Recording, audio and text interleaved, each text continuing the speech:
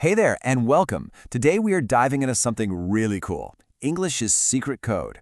We're going to master those unwritten rules that you hear native speakers use all the time without even thinking about it.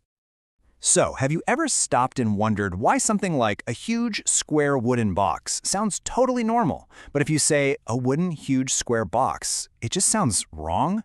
It's a really common puzzle, but trust me, it's not as random as you might think. In fact, it's not random at all. There's a hidden system going on, a kind of secret code that native speakers just know. And today, we're going to crack it wide open. All right, first up on our code cracking mission, the adjective code. This is all about that very specific, unwritten order we use for describing things. And here it is, the key to the whole thing. Op, saw, comp. I know, it looks like a strange word, but this acronym spells out the exact sequence. You start with your opinion, like beautiful, then move through size, age, shape, color, origin, material, and finally purpose, like sleeping. You're basically moving from your general feeling about something to its specific physical details. Let's see it in action, okay? She wore a beautiful, old red dress. See how perfectly that flows? It's because it follows the code. Opinion, then age, then color. Seriously, once you see this pattern, you are going to notice it everywhere. You won't be able to unsee it. Okay, so we've got the order down. That feels like a big win. But, that brings up the next question that trips so many people up. When on earth do you use a comma between all these adjectives? Well, the rule is actually pretty simple. It's all about whether the adjectives are coordinate or cumulative. Think of coordinate adjectives as equal partners from the same category, like two opinions, kind and generous. You can swap them and it still sounds right, so they get a comma. But cumulative adjectives are like building blocks. They follow our OPSA-comp code and build on each other, like big, red. Their order is fixed, so you don't use a comma. All right, code number 1 is officially cracked. Nice work. Now let's tackle our second challenge, how we report what somebody else said. This is all about relaying messages from the past. So reported speech is just that, telling someone what another person said. But the secret sauce here is a cool concept called backshifting. And honestly, the best way to think of it is like verbal time travel. You take what was said and you shift the tense one step back into the past.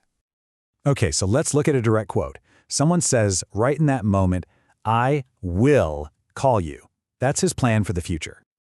But now, when we report that statement later, we have to fire up the time machine. Will becomes would. He said that he would call me. See that? That simple shift is the time travel in action. And here's a look at the most common shifts you'll make. Present tense goes to past. Past tense goes one step further to past perfect. And those modals, like will and can, become would and could. You can think of this as your official cheat sheet for verbal time travel. Now, this time travel logic also works for questions, just with a little twist. For simple yes/no questions, you just pop in if or whether to start the report. And for those who questions, you just use that same question word. But notice this key detail. The reported version is no longer a question. The word order flips back to a normal statement. So, you've learned the rule, which is great. But every good code has its exceptions. And knowing when not to time travel, well, that's the final piece of the puzzle. Honestly, mastering these exceptions is what takes your English from just being good to sounding truly fluent. This is really the advanced level of cracking the code.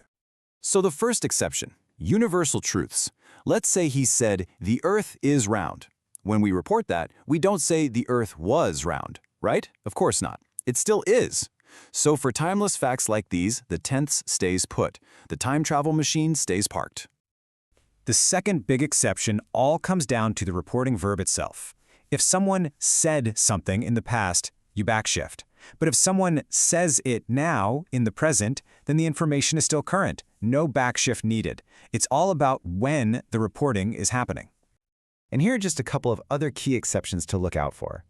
First, if a statement is still true right now, like if Tom says, "My name is Tom," you'd report, "He said his name is Tom," because it hasn't changed. And second, some modals like would, could, and should don't shift. They're kind of already in a past form, so they have nowhere else to time travel to. Okay, wow. We have definitely covered a lot of ground, so let's pull it all together and talk about how you can start putting these codes to use, like right away. So, for the adjective code, your takeaway is a simple two-step check. First is the order right. Just run through ops, comp in your head. Second, do I need a comma? And the answer is only if those adjectives are swappable partners from the same category. And for your time travel code, the takeaways are just as simple. Your default setting is to always backshift one step to the past. When you're reporting questions, just use if or whether. But, and this is a big but, keep your eyes peeled for those exceptions. Hit the brakes on time travel for universal truths or when that reporting verb is in the present. And just like that, that's really it. By understanding the logic behind these two huge unwritten rules, you have cracked a major code to sounding more natural and so much more precise in English. It's pretty amazing when you think about it. Just two powerful codes, and once you know them, they can make a massive difference in your fluency. So now you know the code, which kind of makes you wonder, right? What other unwritten rules of language are out there just hiding in plain sight, waiting for us to discover them? Thanks so much for watching.